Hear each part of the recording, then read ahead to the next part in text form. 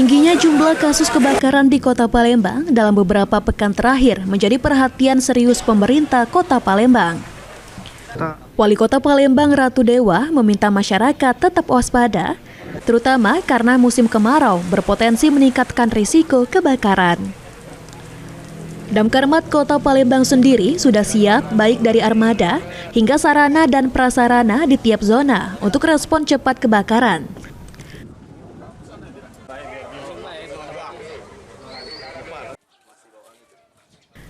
Sementara mengenai adanya keinginan masyarakat melalui media sosial tentang kesiapan alat pemadam api ringan di tiap kelurahan, Wali Kota Palembang sudah meminta Damkarmat untuk terus melakukan pengawasan guna memastikan ketersediaan APAR baik di kantor pemerintahan maupun ruang publik.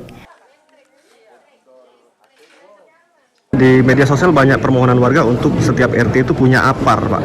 Punya alat pemadam ringan. Mungkin dari pemerintah. Kalau itu kan memang sudah menjadi suatu persyaratan, ya.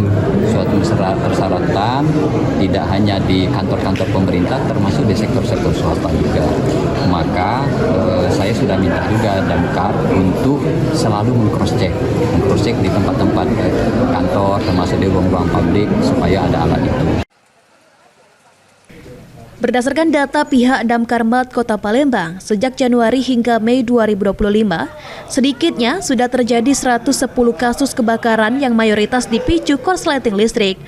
Sandi Pratama, PAL TV.